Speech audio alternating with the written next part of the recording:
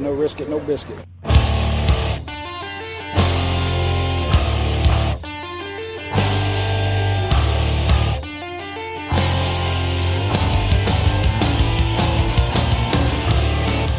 Coming from the Arizona desert, presented by SBNation.com. For Arizona Cardinals fans, by Arizona Cardinals fans, with outsider and insider's perspectives, this is Revenge of the Birds. Hello, Arizona Cardinals fans. This is Revenge of the Birds Radio. I'm your host, Jess Root, on our All Cardinals show to start this week. We are here Tuesday night recording our show as we typically do, and I have Seth Cox on the line with us. We'll bring him on in just a second. Tell us about some of the weekend. We'll start talking Cardinals football. Unless you've been living in the hole, and you are not a football fan, and if you were not a football fan, why in the world would you listen to this show? But you saw and heard your Arizona Cardinals defeat the Chicago Bears 48-23. Yes, 48-23 on the road at Soldier Field, behind 4 touchdown passes by Carson Palmer, 3 to Larry Fitzgerald, and then another 2 touchdowns by David Johnson. One with the opening play, the opening kickoff. He returned 108 yards for a touchdown, and later in the game had a rushing touchdown. So the Cardinals are 2-0 to start the season, and that's what we're going to talk about once we get started. This is the Revenge of the Birds radio show, our 87th episode, brought to you by Audible.com, the internet's leading audio source, audio content. And if you would like to give Audible a try, you can get a free audiobook download by visiting audibletrial.com/Revenge of the Birds. Again, that's audibletrial.com/Revenge of the Birds to get yourself a free audiobook and to test out the service a little bit. And for you Cardinals fans, if you are come across the show through Blog Talk Radio, which is where the podcast is hosted, make sure to head on over to revengeofthebirds.com, our SB Nation Arizona Cardinals team site, the site I myself run and write most of the content for, and Seth Cox, my co-host, also writes for. And if you are a member of revengeofthebirds.com, thank you for downloading the show and listening. Of course, you can get a hold of us on Twitter at Seth on Twitter at SCoxFB, and me at Senor Jess Root or at Revenge of Birds. But let's go ahead and bring on Seth on the line here. Seth, how are you doing this lovely Tuesday evening? Good, Jeff. How are you? I'm doing fantastic, especially at another Cardinals win. Now, the listeners probably do not know this unless they follow you on Twitter, and then they might. But, Seth, you were actually at the game. You were in Chicago for the weekend, thanks to an early birthday present. So, exactly how was Chicago, and how was being the game in person? It was awesome. We had a great time. We got in there early Saturday, and then spent Saturday, Sunday, and almost all day Monday with the flight delay in Chicago. But beautiful weather all weekend, and then, of course, kind of top it all off, the most dominant performance of the Bruce Arians era on the road in Chicago against what is probably a really bad Bears team without Jay Cutler, and just a bad Bears team with Jay Cutler, and it was exciting and enjoyable to watch. And as bad as Bear fans were towards Jay Cutler, they were very nice to me. So that's because you're not Jay Cutler. which unfortunately is kind of an interesting thing. It's something we won't really talk about, but Jay Cutler, Carson Palmer really are almost the same guy if you look at the numbers they put up on their career. Only Jay Cutler is hated, and if you follow SB Nation all, they put together one of their video series from SB Nation Studios, really entertaining. It was the disrespecting every NFL game from week 2 in about 3 minutes, and the spot that they did for the Cardinals-Bears game was this. The Cardinals defeat the Chicago Bears 48-23, and Jay Cutler leaves the game with an injury, ruining Bears fans' dreams of a 5-11 season. That's kind of where they were at. And unfortunately, well, as much as I hate Jay Cutler, he's going to miss a couple of weeks. They're going to have to bear they're going to have to bear with watching football with Jimmy Clausen starting. So they might rethink that a little bit. There's a reason why he got paid a lot of money. But, I'd like to get out to Chicago sometime. And as I mentioned to you just a moment ago, that my wife actually has family out there, so I've got an excuse if I want to do it.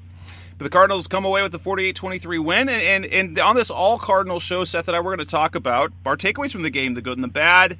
Talk about the running back situation, Larry Fitzgerald's dominant performance. What should we be a little bit concerned about?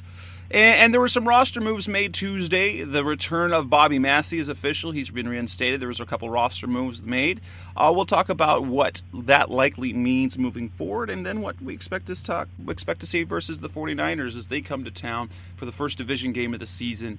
A 49ers team that we're not quite sure. We thought it was going to be kind of a dumpster fire of the year, but had a much stronger showing in week one than most expected, and then were promptly torched by the Pittsburgh Steelers.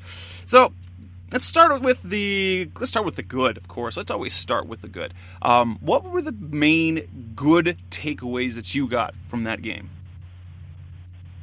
I think it starts, kind of with the offense again.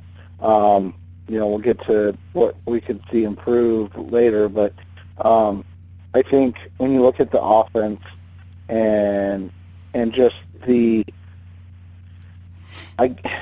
something that we talk about a lot, but the consistency that we have seen through the offense to not lose too much or, too many 3 and outs or anything like that. You're seeing a lot of,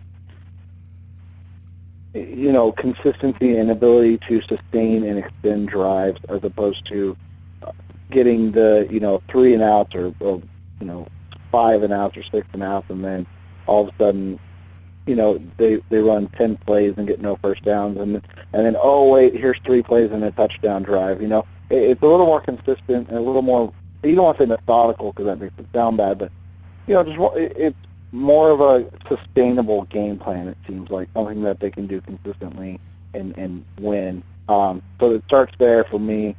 And then, of course, I think you have to be excited anytime you see one of probably the greatest Arizona Cardinal ever, but, one of the greatest Cardinals ever, kind of get to shine through one more time.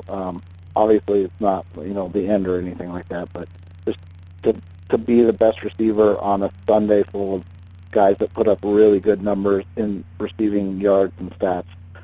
That's cool for Larry Fitzgerald again. You know what's fun about Larry Fitzgerald and it's stat projections. Talk about this. It's always fun to do this. Through 2 games, he has 14 catches, 199 yards, 3 touchdowns. Projected out for an entire season, that comes out to 112 catches, nearly 1,600 yards, and 24 touchdowns. Woo! No, it's not going to continue. It's not going to continue. But dadgummit, this feels good to see that Fitz has been so productive with a healthy Fitz and a healthy Carson Palmer. Forget this talk that Fitz is over the hill. Well, and it's kind of like what we talked about last week.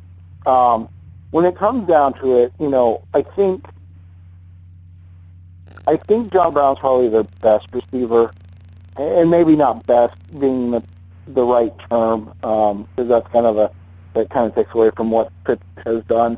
But maybe the most dangerous, or the most important, probably the most important receiver. Right, but anytime you need a catch, anytime you need 8 to 12 yards, you're going to look at Larry, and you saw that in the game, and it goes to show you. And I was going to bring this up later in kind of the bad section, but I guess I can say it now. It goes to show you, it doesn't matter how big or how fast or how athletic you are, how physical you are. As a receiver, if you run routes well, like Larry Fitzgerald does, you are going to get consistently open.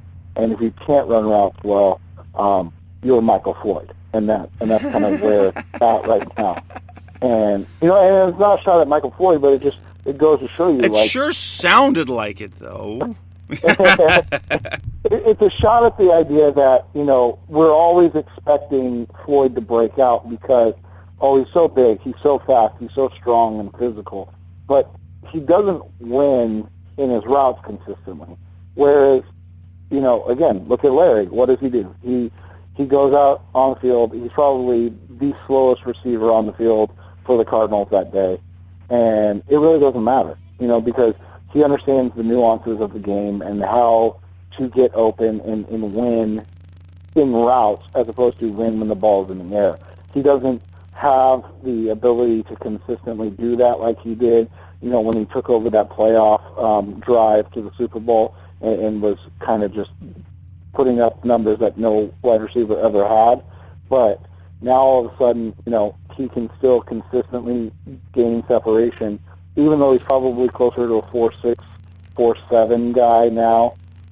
Whereas, even John Brown doesn't get the consistent separation on the short and intermediate game like Larry does. And that's what's amazing about Larry and why, as much as we're still waiting for it to click with Floyd and as excited as even I am about John Brown, consistency-wise, there's no comparison to what Larry Fitzgerald does for this offense.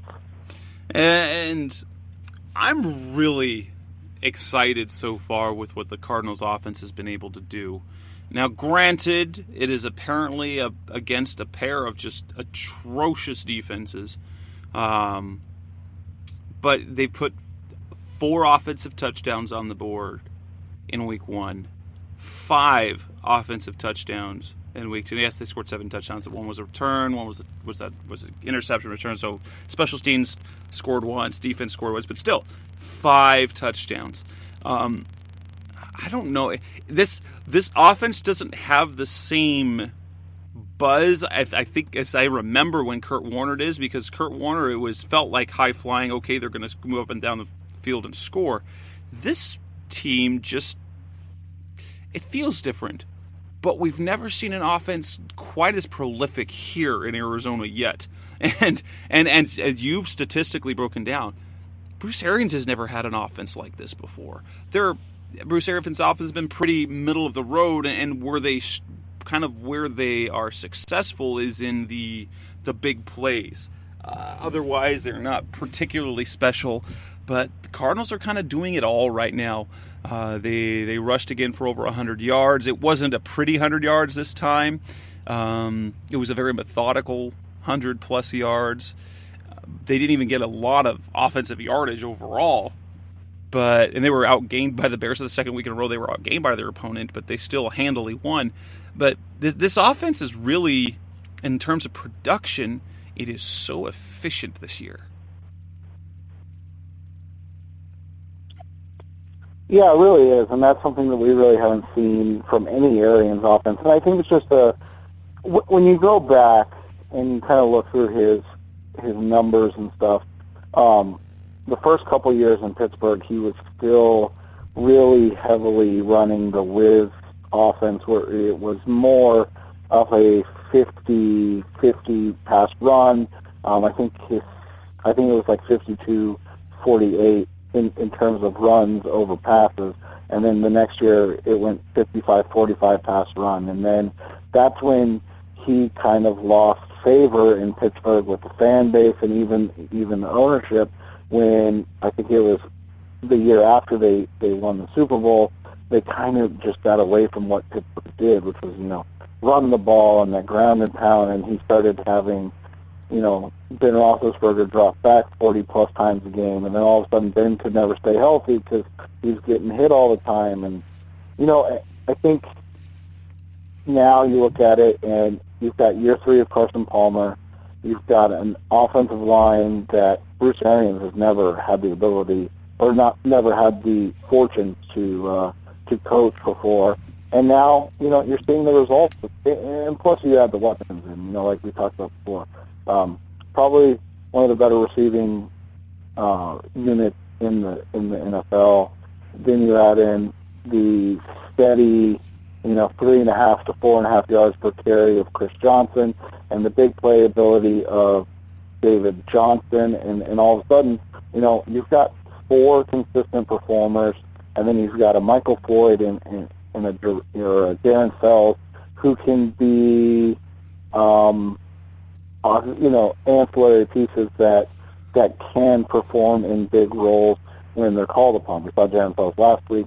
They didn't need anybody this week, obviously, because of the beatdown and the performance of Larry Fitzgerald. But, it's consistency because of the fact that you've got a quarterback in his third year, and then you've got an offensive line, like I said, that Bruce Arians has just never had the fortune of putting a quarterback behind, and now they're running at a very high rate of success.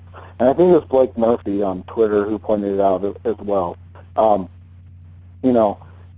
John Brown's numbers aren't really that great per se, but he has something like 97 yards gained on pass interference calls.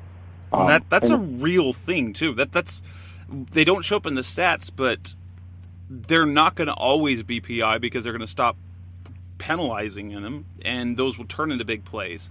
So those are legitimate yards that they're gaining on John Brown. Yeah, and so it doesn't help me in fantasy football in my money league, but what it does do is it helps the Cardinals. All of a sudden, they're on the, I think it was like inside the 15-yard line 2 times in that Bears game, as opposed to being, on the other side of the 40 or 50. So it's a huge, huge deal.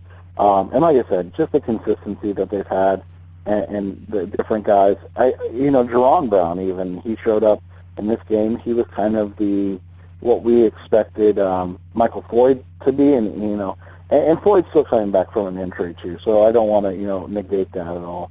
He's definitely, you can tell out there. I paid attention to him when he was on the field, and he was frustrated.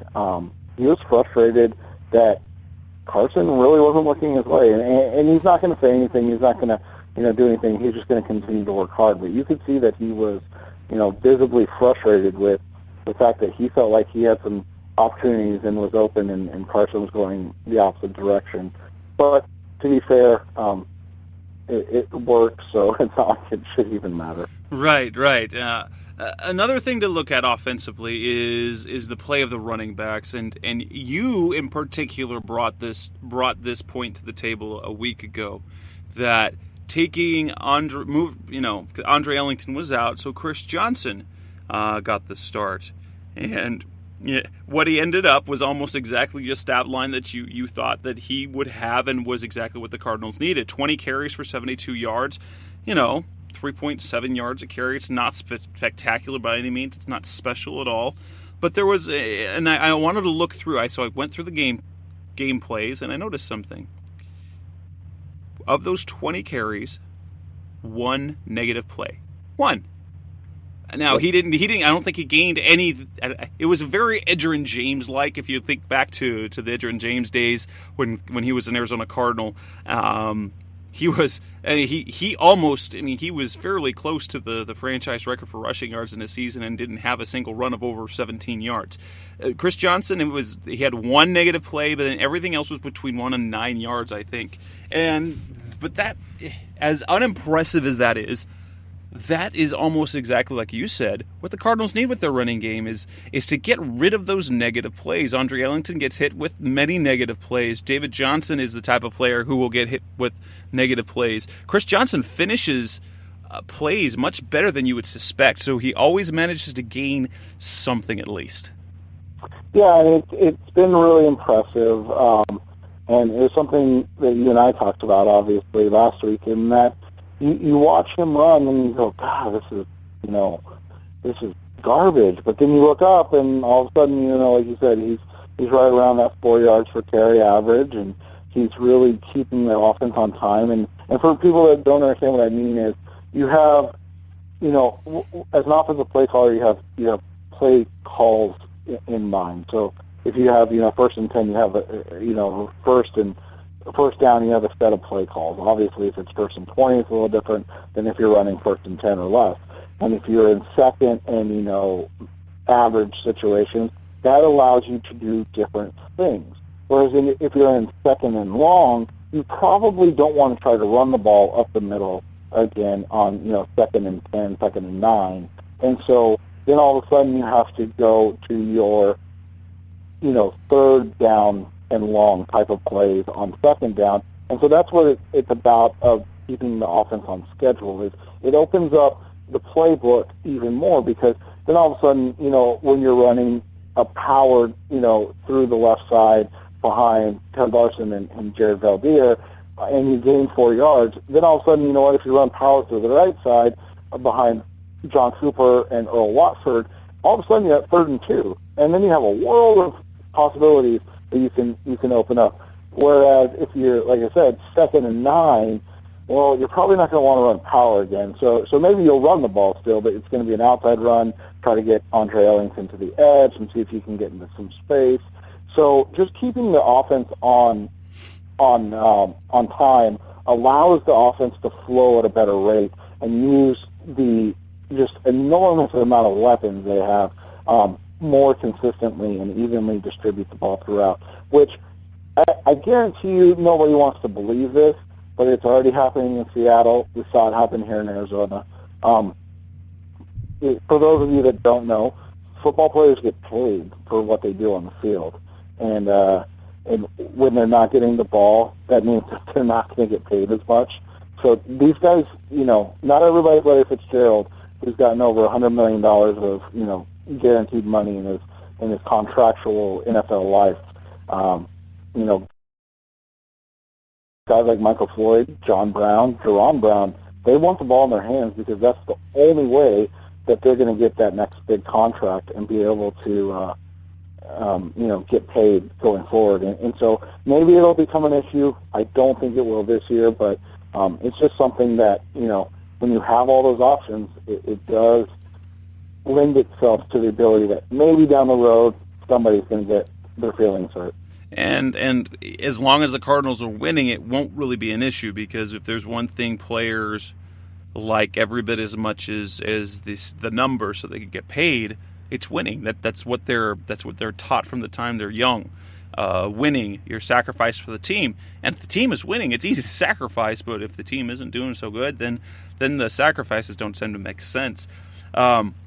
If you look at, I made this comparison, and maybe it's a little bit of a crude comparison, but if you look at especially how David Johnson was used, he's getting kind of the Andre Ellington rookie year treatment and is being really effective.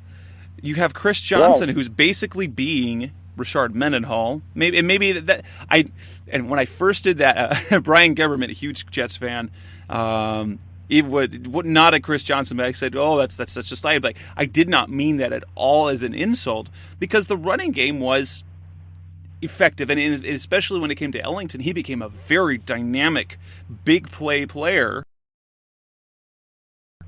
because of what Mendenhall was able to do, and Chris Johnson is doing that. He's grinding out yards. He's getting your 2 and 3 and 4 yard carries only. So he's Mendenhall plus, but it's keeping David Johnson from having to be that workload guy when he's probably not ready for it.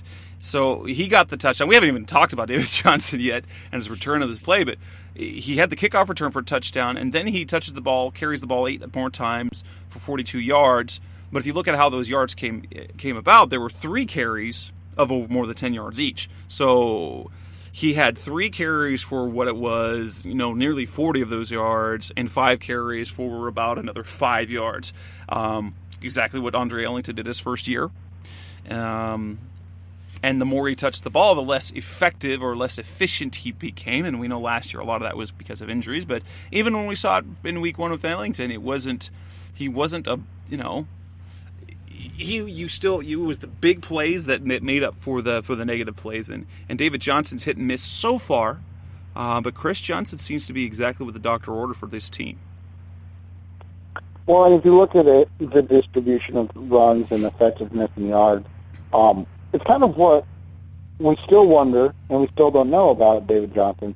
So while it's definitely exciting, like I said, you hate to say this because Andre Ellington is a really good guy. He's a very good change of pace back. I clearly was wrong in my thinking that he could be an every down, kind of 20, 25 touch a game type guy. But like you said, this is Mendenhall and Ellington 2 years ago. It's just the better version of it. And again, that's not a shot at Andre, because what he did his rookie year was very, very special. But David Johnson's basically, in that Ellington role, and he seems to be a bigger, faster version of him who catches the ball better. Because they talk about how, with the ball skills that Ellington has, he's not got the best hands. He's dropped several passes. David Johnson looks like, because he's played receiver, when he's out there in pass routes, he really looks like a receiver. Yeah, and so the question still is going to be, can David Johnson be a bell cow? I don't think we're going to find out this year, and I think we should all be okay with that. Like, everybody should be like, okay, no big deal. Like, as long as Chris Johnson's doing this nearly 4 yards per carry thing, like, the offense will be fine. Because if you look at DJ's numbers, I can call him DJ because the DJ Humphreys, or the other DJ on the team doesn't play, so it doesn't matter. But if you look at DJ's numbers, like you said, he had 5 carries. 3 of them combined, he had 46 yards altogether, right? I think it was 8 carries for 42, and then he had the reception for like 3. He got 8 carries? He did. Holy cow, I can't ask. See, mine says 5 for 42. I don't know. Maybe you're right. Anyways, but yeah, he had 2 carries. No, you're right. It was 5 carries. I thought it was 8 carries. So 3 of, oh goodness, that's okay. My bad. Yeah. So 2 of the carries went up the middle, into the heart of the defense, and he gained 2 yards total. So that means those other 3 carries combined for 40 yards, and those were all outside runs on the tackle. Like I said, the question we're going to have for David Johnson going forward, something that we had for Andre Ellington, like I said, I was completely wrong. I thought he could do it. I thought what he showed in his rookie year meant just get him more touches, and he'll be able to carry it over. But David Johnson's going to make the same thing. If he gets those touches, and if he's asked to carry the load, can he be a threat to run inside? He hasn't shown that he can yet, but again, he hasn't had to. So that's really the only question, that we as fans will have going forward. And the honest truth is, like I said numerous times tonight, we shouldn't want to figure out until 2016. Because in 2015, I think with Chris Johnson and David Johnson, and when Andre Ellington comes back, there's enough bodies to throw at the defense up the middle that David Johnson can take, the 2 carries for 1 or 2 yards up the middle, and then get his other 5 touches outside the tackles and make those plays. Yeah, he's not going to average 13 yards a carry every time he touches the ball outside the tackles. But even if he averages, even if he's at 4.5, 5, that's really special. And I mean, now let's talk about how special this kid look. I mean, he was a guy that I didn't see any film on. I didn't look at any game tape, but based on what Bruce Arians said, he wanted a big back who's fast, so he can run inside, but also kick it out to the outside. And we saw the combine numbers. David Johnson really stood out to me. Then when they drafted him, the way they talked about him, the way he sounded, the story behind him, I mean, he's probably the most exciting pick of the draft. And then, he got hurt, so he was limited, and now he's gotten a handful of touches. The first time he touches the ball in special teams, a kickoff return, and we know how dreadful that's been. 43 yards. First time he does anything, 43 yards. Wow. Then the next time he touches the ball is on a pass, and then he puts the game away with a touchdown. Then the next time he touches the ball is on a kickoff return 8 yards deep, and he returns it all. He takes it to 108 yards. That changed. I mean, that is to open a game like that, such a statement, something that sort of crushes the other team momentarily because he's getting reeling already. And then again, he's 5 carries, 42 yards, and there was a 10-yard run, a 14-yard run, and then there was a 13-yard touchdown run as well. The kid just seems so far to have a knack for really big plays, and exciting. And what's going to be interesting is once Andre Ellington's healthy, what's he going to do? I mean, I imagine he probably won't see many carries at all. It'll be pretty much be in some passing packages, I would have to imagine.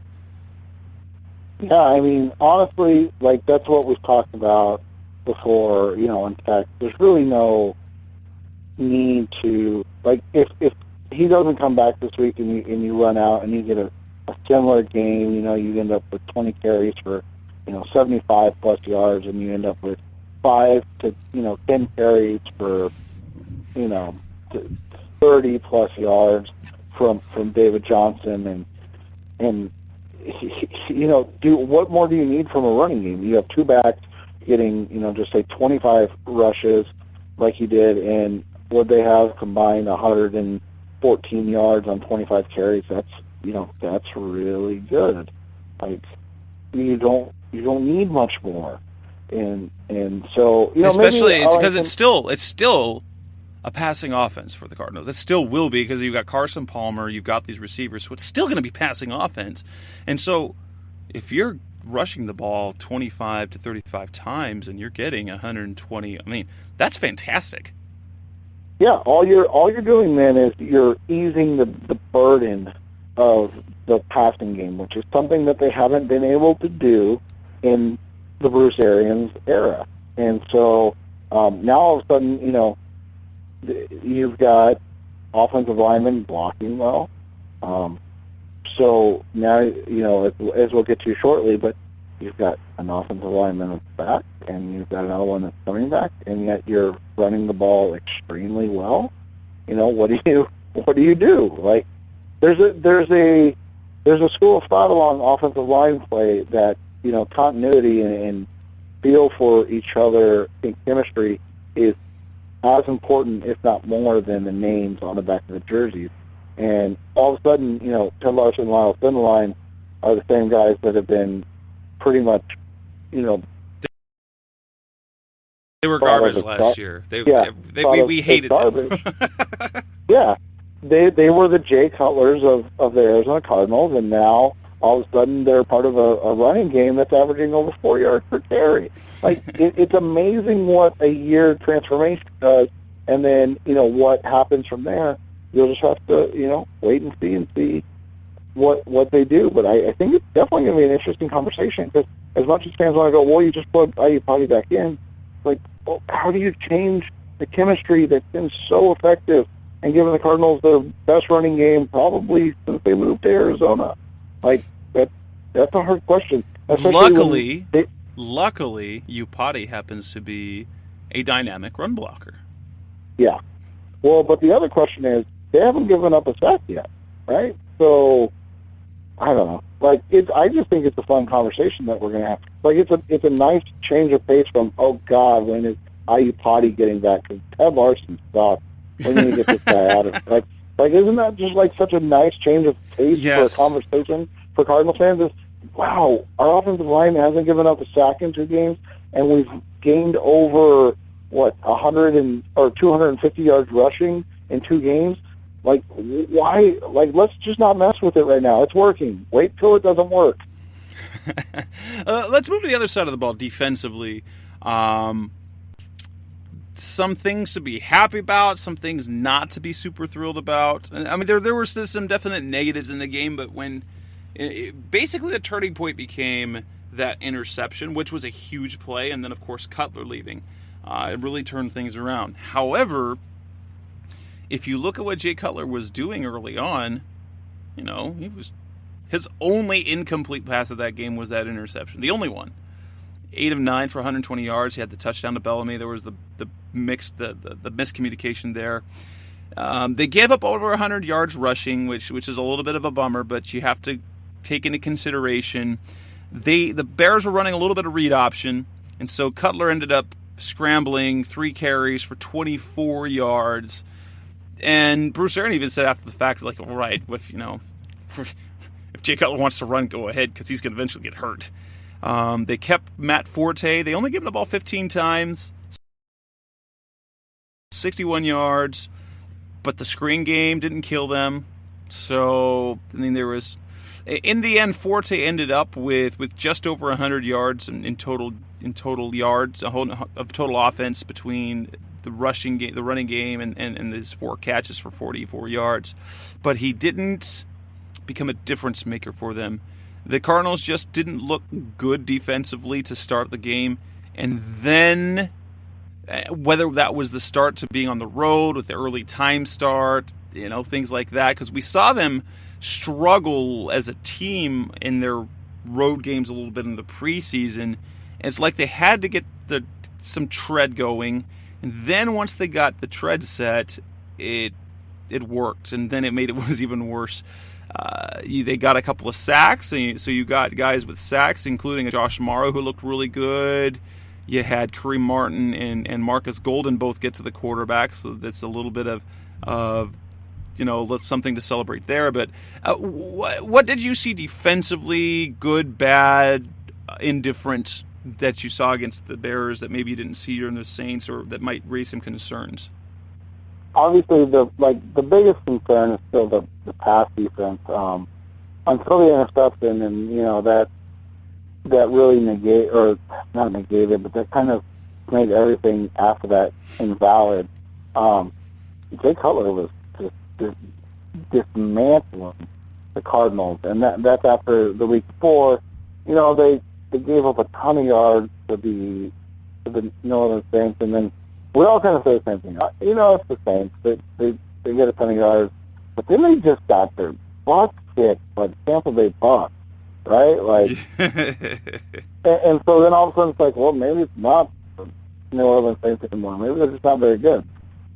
So I think we still, and I talked to Tyler Nickel about this, and he brought up, to a point that I said, what is the first offense that's really going to be the quote-unquote test for the Arizona Cardinals defense? And it's really not the week 6 when they play the Pittsburgh Steelers. Ooh, yeah. So you've got 5 games where you really, it's weird to say for Cardinals fans, but you really shouldn't have, a ton of worrying about it, because the Cardinals are a better team. And that's just weird to say, when you go into every game going, the Cardinals are the better team. So you still, like I said, you still have some questions about pass defense. But I think for me, I was really focused on watching the rookies and younger guys. So I was focused on Rodney Gunter. That's a conversation we can have, obviously. But, he got pulled. I don't know if pulled is the right word, but it kind of, he was struggling to hold down the fort, and they ended up moving Calais. They're giving Calais even some run at nose tackle because of it. Then I watched Marcus Golden, and he's one of those guys that just works really hard. I'm not sure what the overall talent level is, but he played well. If not just unspectacularly. I was really impressed with Kareem Martin. I thought Martin looked good. I thought he did a very nice job. In his limited snaps, I think he only ended up with 18 snaps total. So, and then I just think that the growth and continuing growth of the secondary is just really fun to watch, because you're seeing every week more and more in terms of their ability to really take over a game at big opportunities in time. We talked a lot about it with the red zone defense, so to speak, against the Saints, and then this week when they needed a big play, Tony Jefferson made it, and then all of a sudden that kind of just changed the whole outcome of the game. I still think the Cardinals win that game even without Jay Cutler, but you wonder how much different the score and everything was.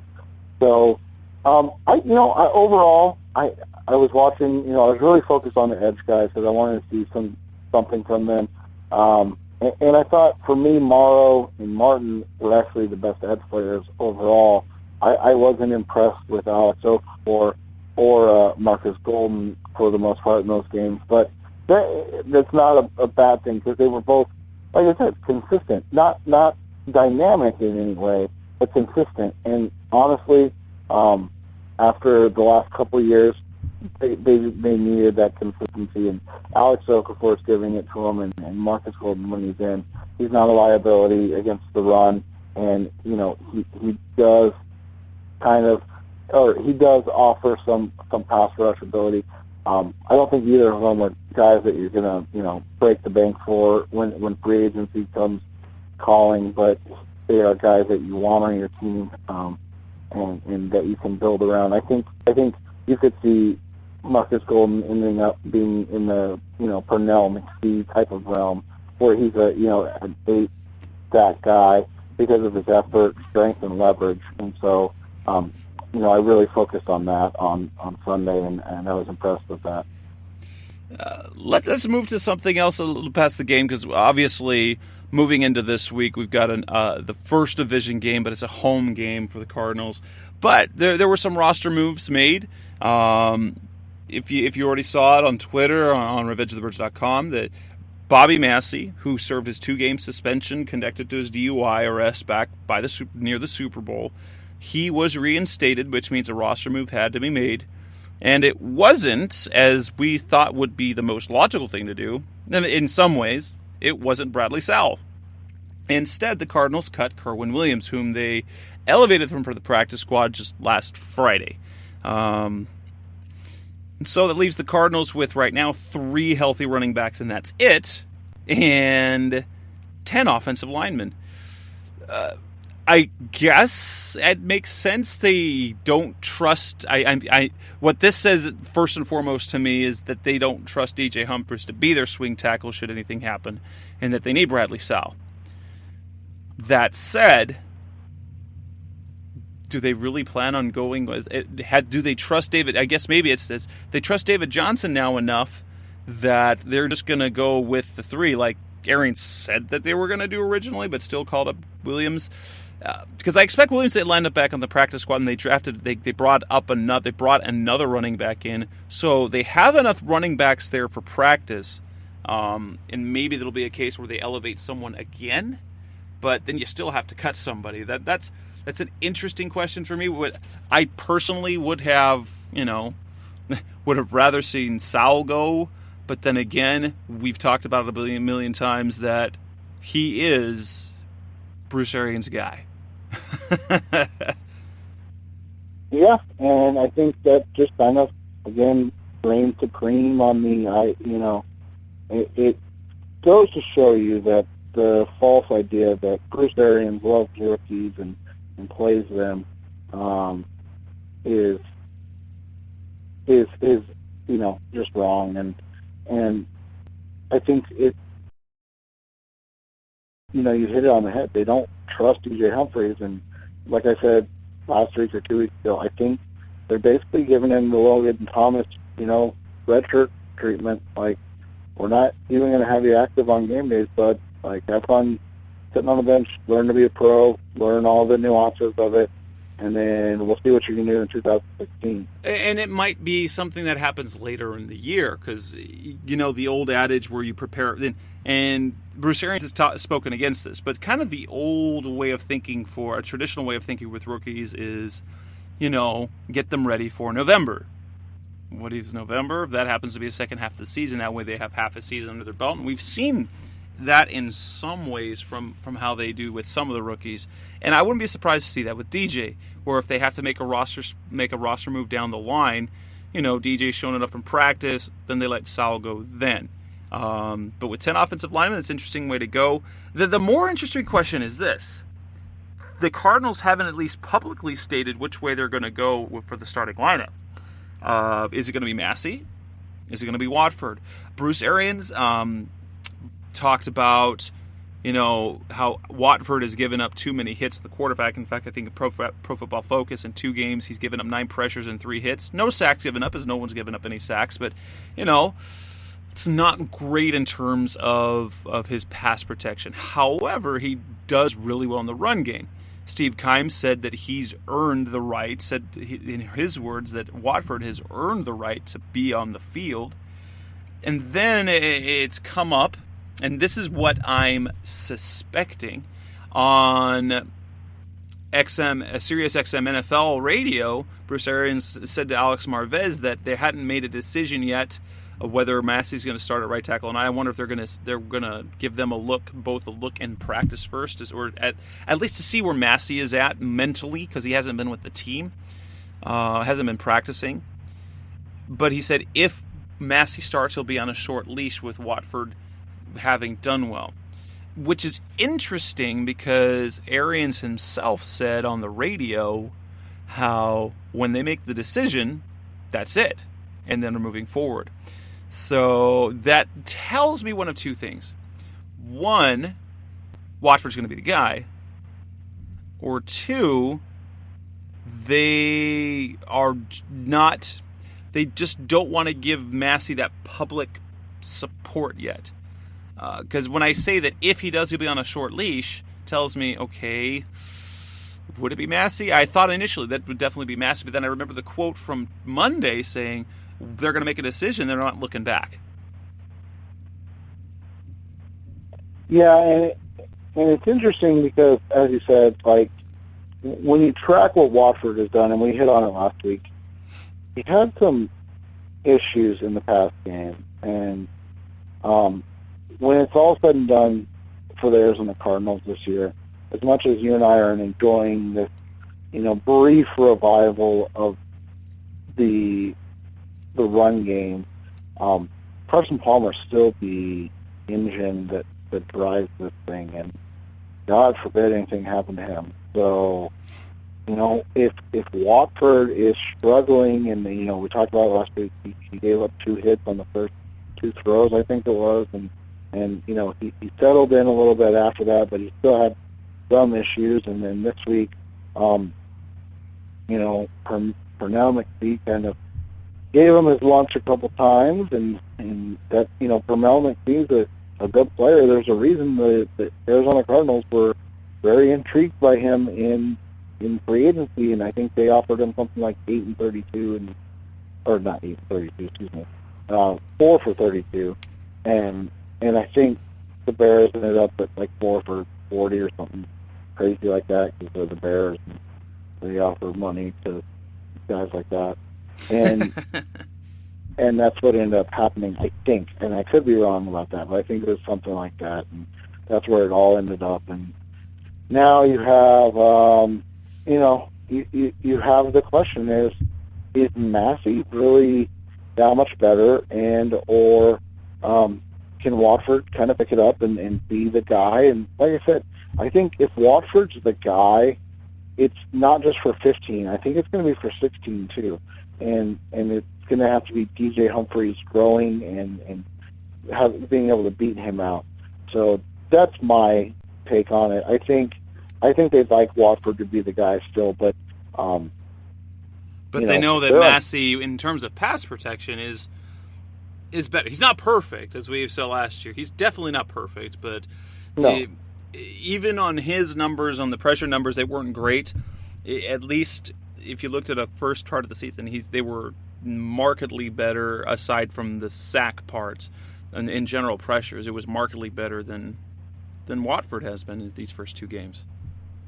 Yep, and I think that's what it kind of boils down to, unfortunately. So, I think I might be in the minority that I want stability there for multiple years, and so I'm kind of aboard that's why I was so hopeful in DJ Humphries, and now I'm kind of on the let's just go with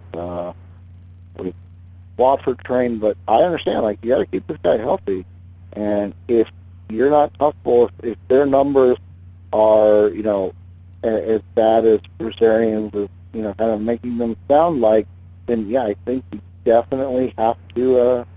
I think you definitely have to make the switch. I think you want to do it now. Maybe give him a week, right? He wasn't even allowed to practice, right? Like, he had to be away from the team for 2 weeks. Yeah, so he hasn't practiced at all. So, maybe make the change after the San Francisco game. I wouldn't say that this is the end of the discussion, because it is Rashard, so he's basically lying every time he opens his mouth. But he's so open. He's so candid with the media. No, he's not. He's got the same agenda every coach does. Yeah. So, but I think for that, I wouldn't be shocked if they let Watford play this week, and then if he has another uneven performance, you're going to just see, Massie kind of slide in there. They won't make a big deal out of it. They'll just say something to the effect of, we just have some concerns about what he was doing in the passing game, and our number one priority is to keep Carson healthy, so we're going to give Massie a look here and then see what kind of happens from there. And they'll probably say, this is the last thing we're going to do this season. We're going to try to keep everything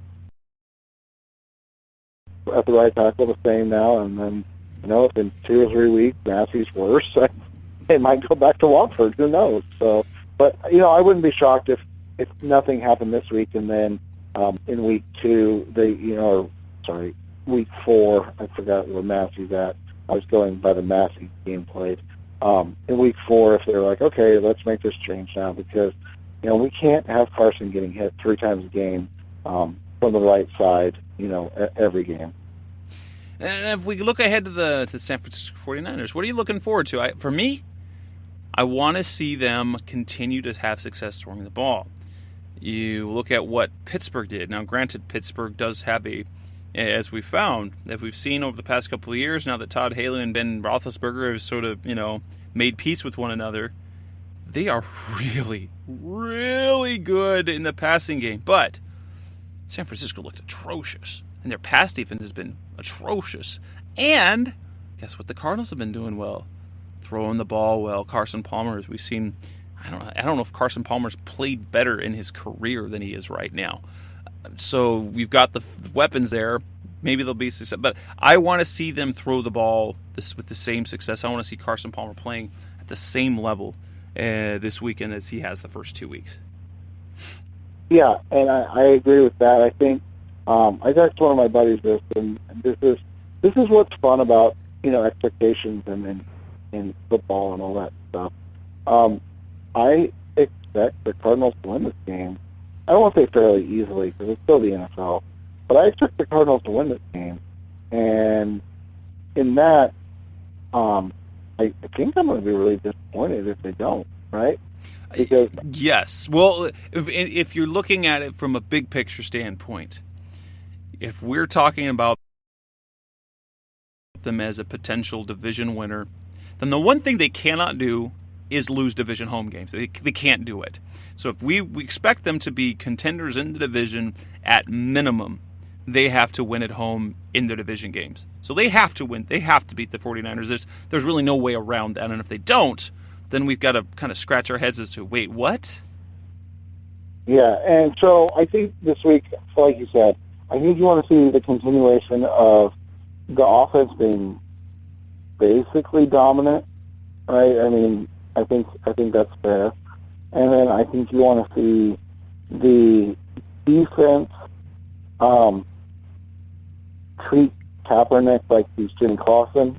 I mean, I think the whole thing with the defense is you just want to see them shut down a QB1, and that's where that's the only question I have is can they slow down the passing game for of a QB1, and like I said, they did it in the most important part against the Saints, and then they obviously had the one game-changing play, and it really did change the whole game against the Bears. So I think that's kind of where I'm at. I want to see them shut down Kaepernick, who looked awful for most of the game against the Steelers. And let's be honest, I think even if we found homers, I think we'd all agree that the Cardinals have a better defense than the Steelers do right now. So yes, and I really expect this game. The Cardinals won with Drew Stanton at quarterback. They won a 9-point game last year at home. What is the line? I think it's 6.5. I think it was. I feel comfortable right now with the way the Cardinals are playing that we should be able to not only pick the Cardinals to win, but the Cardinals to cover if we're looking for that. This should be, for lack of a better word, the Cardinals more or less for both games from the beginning to the end of the game have been in control. There were times and doubts you're like, well, it's not so great, where the Bears tied the score, the Saints got within a score, but the Cardinals were pretty much in control of all 60 minutes of both games. That's what this game should be like as well. I agree, and you want to see that. You want to see them shut down Carlos Hyde, who was shut down for the most part in that game against the Steelers.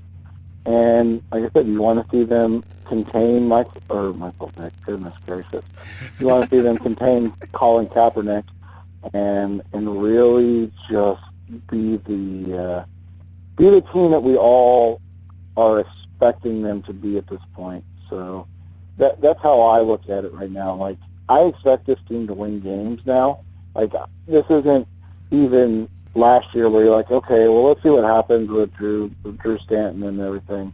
This is more of the, all right, let's go. This is just one of those games that, as a fan, it's never this easy, obviously, but you just kind of chalk it up. Like, this should be a win. Like, the San Francisco 49ers aren't on the same plane right now as the Arizona Cardinals. So I think we want to see that continue. Like, the first two games were against really bad teams, and and a third game could be against another really bad team if we go big picture. So, and the Cardinals took care of business. So they did what they were supposed to do against bad teams. So let's see it again, right? Exactly. And that'll bring us to a close of the All Cardinals show for this week, for week 2, or entering week 3 for Revenge of the Birds Radio. I have plans. I have not actually hooked up. So hopefully I can actually do a preview show with someone from Niners Nation. It's something I really enjoy doing, are those preview shows. However, if not, at minimum, you will hear from us again. Seth and I will be back recording on Tuesday night, so the next Revenge of the Birds Radio All Cardinals show will be posted and available starting next Wednesday. Thank you for listening. Again, visit revengeofthebirds.com. Hang out there, follow us on Twitter. That's Seth Cox. I'm Jess Root. Thank you very much for listening, and have a great week, and go Cardinals. Have a good night, everybody. You've been listening to Revenge of the Birds. Keep the conversation going by visiting revengeofthebirds.com.